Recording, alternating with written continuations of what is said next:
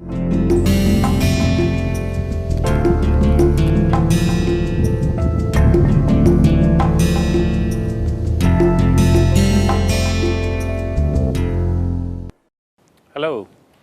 welcome to Basics of Finite Element Analysis. Today is the beginning of the 5th week of this course, and this week we will continue our discussion on the finite element method in context of second order boundary value problems. And what we will be doing this week is essentially continuing our discussion on element level equations, and then we will use these element level equations to construct assembly level equations, impose the boundary conditions, and arrive at a reduced number of equations which could be solved to find out the values of deflections or the values of dependent variable at all the nodes in the problem.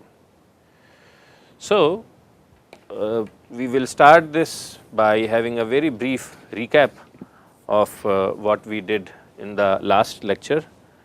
So, the problem which we are trying to solve is represented by this governing differential equation d over dx a du over dx plus cu equals q, and this equation is valid when x is between the limits 0 to L, and let us say that we have two specific boundary conditions. The first boundary condition is u is at x is equal to 0 is 0, and the second boundary condition is that a times du over dx at x equals L is some constant, and let us call this q naught. So, what we had done was that we had constructed the weak form of this equation, but in finite element method we develop the weak form on an element by element basis, okay? And the weak form, the residual error and its weak form is equated to 0 on a element by element basis. So, if the limits, the boundaries of the element are designated as xa and xb, then the weak form is dw over dx a du over dx plus wc u, and then I am integrating it with respect to x, equals integrating it from xa to xb q times w dx and plus two boundary terms. So, the first boundary term is w, which is evaluated at xa, times qa, and the second boundary term is w, which is evaluated at xb, times qb. Okay. And we had defined qa equals minus du over dx times a, this entire thing, and it is evaluated at xa, and qb is, it does not have this negative sign. So, it is du over dx times a evaluated at xb. So, this is the weak form,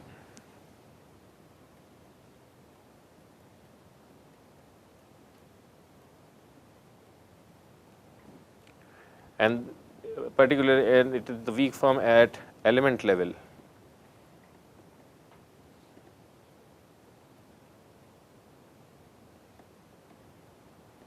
So, then what we had done was we had developed relations for interpolation functions. We had developed two relations for psi 1 and psi 2 for a linear element, and we also had developed relations for a quadratic element. So, we assume at this stage that u for the eth element is equal to uj psi j, and I am summing it on j. So, that is my approximation for u, and I am assuming, because I am going to use Rayleigh-Ritz approach, that my weight function is same as psi I. So, I put these two relations back into the weak form, and what I get is this equation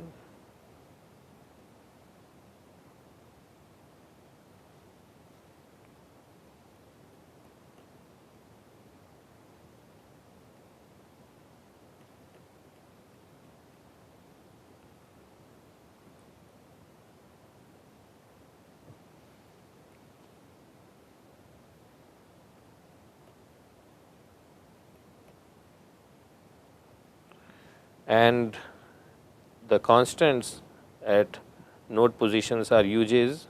So, I have put it here,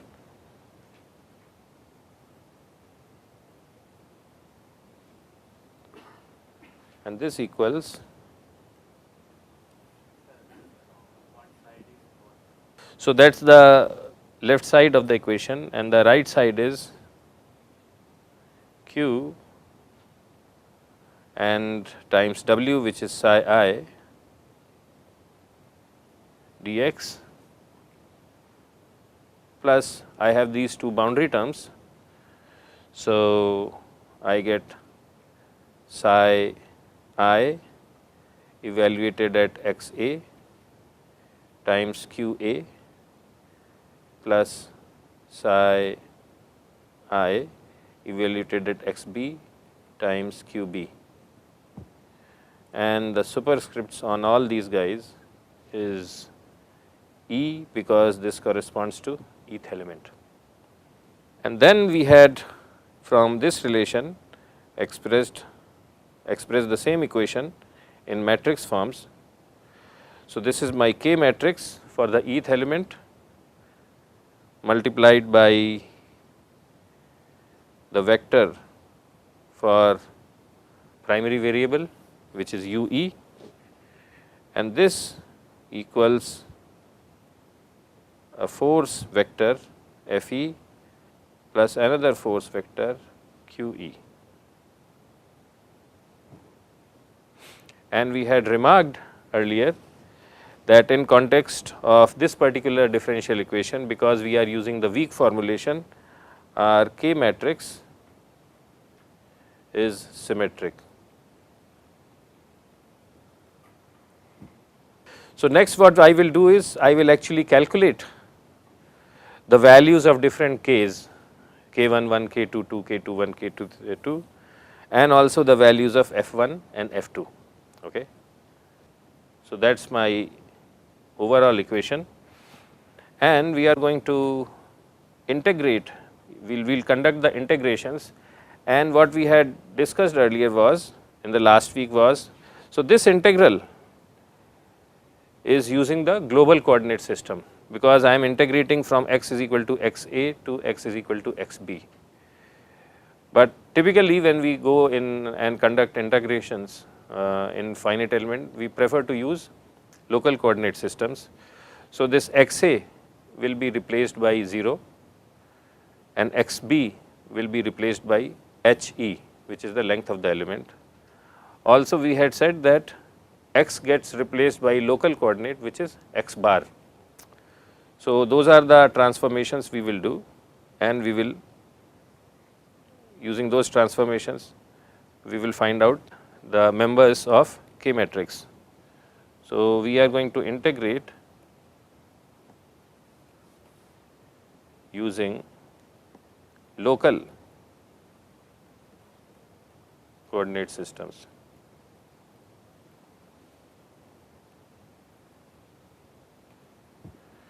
So, the transformations will be that dx is same as dx bar, okay, because all I am doing is I am just offsetting it, the coordinate system, by an amount x a transforms to 0, xb it transforms to he, and because of this reason d psi I for the eth element dx it transforms to d psi I for the eth element over dx bar. Okay. Now, in local coordinate system we know that psi 1 in local coordinate system is equal to 1 minus x bar over he, and so this is for the eth element, and psi 2 which is a function of x bar in local coordinate system is equal to x bar over he. So, my derivatives d psi 1 over d x bar equals minus 1 over he, and d psi 2 over d x bar equals 1 over he. Okay. Thus,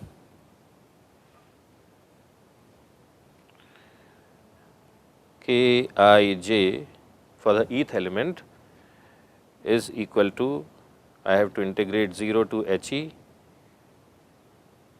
a times minus 1 over he, which is okay. So, actually what I am doing is I am computing k 1 1. Okay. So, it is a times d psi 1 over dx times d psi 2 over dx, which is 1 over he, plus, so we see this relation here d psi 1 over dx times d psi 2 d psi 1 over dx times a plus, oh there should be a c here, c psi 1 is 1 minus, and again psi j is also psi 1. So, 1 minus x bar over he, and all this is going to be integrated with respect to x. Okay. So, this is k 1 1, and this should be a negative sign because this is psi 1 prime and this is also psi 1 prime. So, if I do this mathematics, I get ae over he plus ce he over 3. And what is ce? It is the value of c on the eth element. Okay. Same thing for a. It is the value of a for the eth element. There is no reason to think that a is not changing with respect to x. So, the only thing here when we are doing the integration, we are assuming that a is constant over the length of the element, but in the next element it could be a different number. I do not even have to make that assumption if I know the how a varies as a function of x. If I know the value of a as a function of x, then I can integrate it, then this relation will become somewhat modified. But here I am assuming that a is constant on an element level basis, but between one element and another element it changes. So, that is why I put ae and ce. Similarly, I get k 1 to e. If I do the same process, my integrand is minus 1 over he times 1 over he, right, plus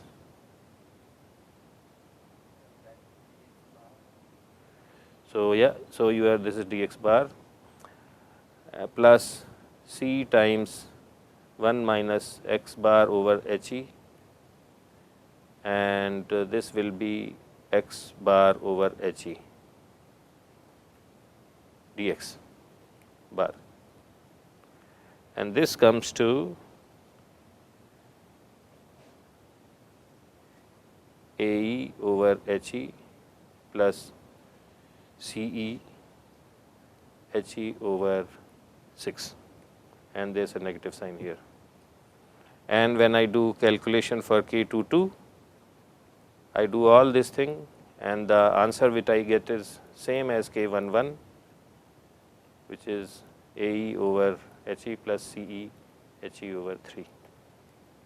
For the force vector, F vector, this is the definition for the F vector. So I have to integrate Q, the product of Q and psi I over the domain. So F1E is equal to integral of Q times psi 1 dx bar 0 to HE, and if I do the math, what I get is QE HE over 2, and F2E is also QE HE over 2. And finally, we will compute these terms. Okay, we are going to compute these terms. So this term I will call Q1. This will be associated with the first equation, and this will be Q2. This will be associated with the second equation, right? Because based on the value of I, that is my ith equation. So when psi I equals psi 1, that is the value of Q in the first equation. When psi I equals psi 2, that is the value of Q in the second equation. So when psi I equals psi 1, the value of psi I at x is equal to xa is 1. The value of psi 1 at the first node is 1, and at the second node it is 0. So Q1 is, so this term is QA in the first equation, and this term in the first equation is 0. In the second equation, this term associated with QA is 0, and this term associated with the second equation is 1 or QB. So Q1 is equal to QA and Q2 is equal to QB. So at this stage, I write my overall element level equation.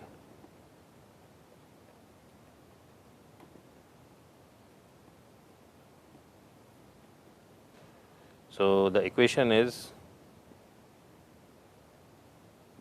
AE over HE 1 minus 1 minus 1 1 plus CE HE over 6 2 1 1 2, and these two matrices are added up and they are multiplied by the vector U1E U2E, and this equals the force vector QE HE over 2 1 1 plus Q1E and Q2E, where Q1E equals QA and Q2E equals QB. Okay. Now this equation is for two noded linear element.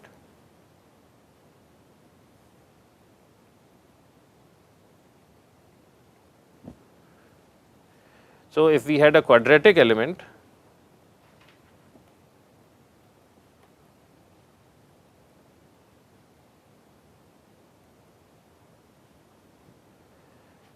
I would have element like this. So this is node 1, this is node 2, this is node 3, right?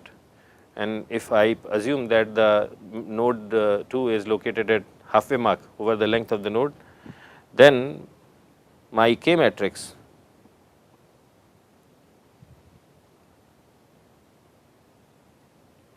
this is, actually I have to put a superscript,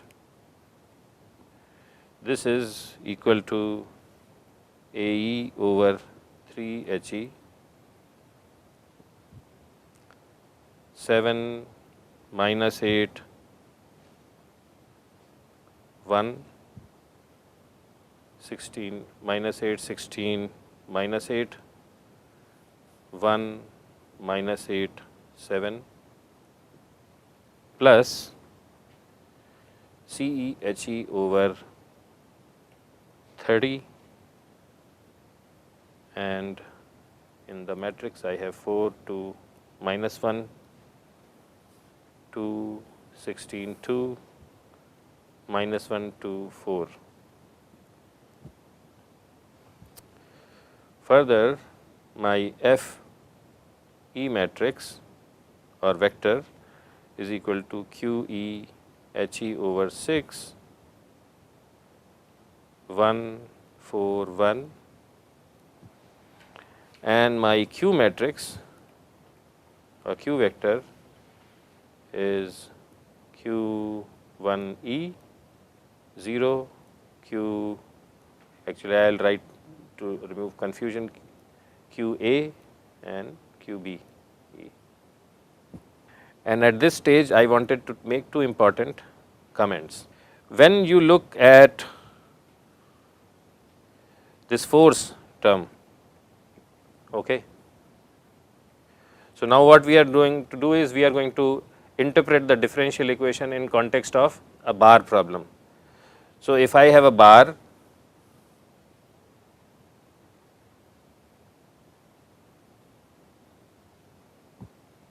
right, its cross sectional area, so its cross, so what is A corresponds to E times its cross sectional area, this is my x coordinate, and U corresponds to displacement. So this is a bar either under tension or compression. So U corresponds to displacement, then and Q is some distributed load, external load Qx. So it is some distributed load per unit length, It is distributed over the length of the bar. At some places it could be 0, at some places it could be non-zero, and it could vary as a function of x. So Q is the distributed load in the axial direction, and its unit is newtons per meter. Okay. So if I have and suppose over an element, suppose Q is constant, then the total force which is on the on that element will be QE times HE, right. So this, and if it is constant, and that is what we have assumed here. So half of that load is shared by node 1 and half of that load is shared by second node. Okay. So that is the meaning of this QE times HE over 2. This represents the total external load because of distributed load, Suppose I also had a point load at this point. Suppose there was a point load P, then that P I have not factored into it, because here all I am talking about is Q. Okay. So F1 and F2, they represent total loads, consequential loads at nodes 1 and node 2, which are due to the presence of distributed load intensity in the direction of the bar's axis. And if that intensity is constant over the length of the element, then half of that total load, the total load will be QE times HE, half of that will be taken by the first node, half of that will be taken by the second node. So it will be evenly divided. Second thing, so this is one important statement. The second thing is this Q2, Q2 is what? It is defined as A times du over dx at x is equal to b, x is equal to xb, right, or at the second node element, node of the element. Now du over dx, if u is displacement, then du over dx is strain, du over dx is strain, and when you multiply that strain by E, because A is E times A, so if you multiply that by E, E times strain is stress, and that times A is the force.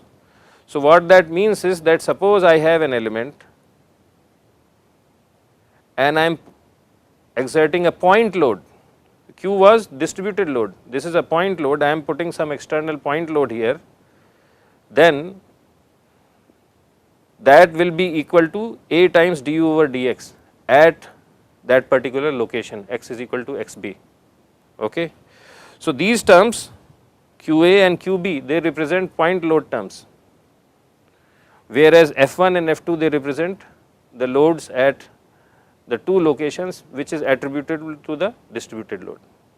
It is important to understand, because we will use this understanding when we are developing the assembly level equations. Okay. Now let us look at the quadratic element. So this is my quadratic element, and it has two nodes, node 1, node 2 and node 3, right. And suppose the distributed load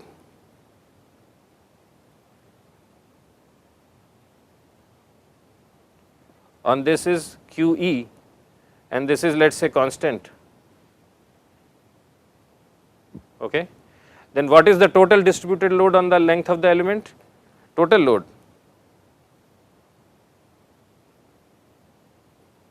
total axial load will be QE times HE, will be QE times HE, right. 1/6 of that load, so look at it, 1/6 of that load QE times HE divided by 6 is borne by the first node. It is not equally distributed. This is what mathematics is telling us. So 1/6 of that load is taken by node 1, 1/6 of that load is taken by node 3, and 2/3 of that load or 4/6 of that load is taken by node 2. So the distribution or the bearing of these loads over a quadratic element is not 1:1, it is 1:4:1.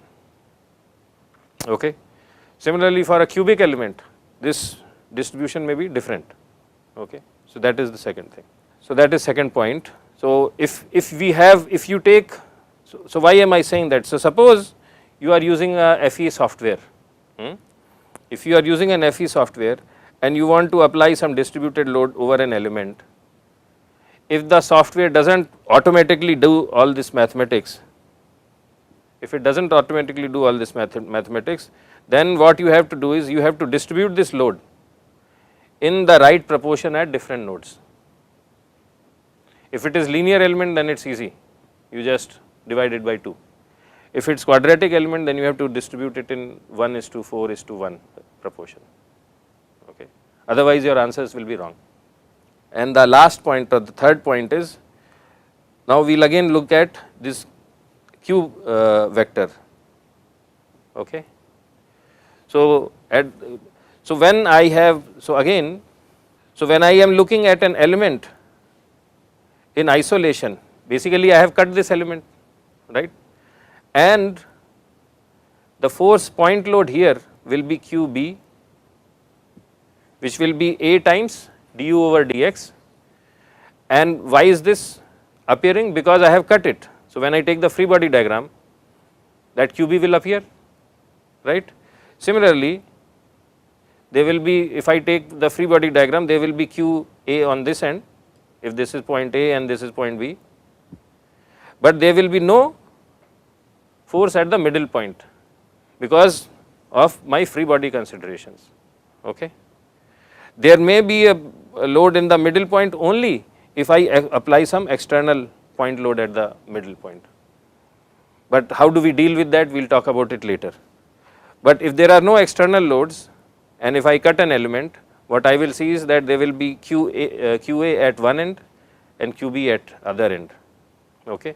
And these forces emerge because I have taken a body in equilibrium and cut it. So for the body to remain in equilibrium, these things have to show up. Okay. You can, so this is in context of the differential equation as we see it in context of an axial bar problem, but we can make similar conclusions for other types of problems, because this equation, it not only represents that bar thing, but also for heat transfer and all that, but we can make similar conclusions in context of the nature of the problem for other categories of problems as well. So, this concludes our discussion today, and we will contribute this discussion in the next class.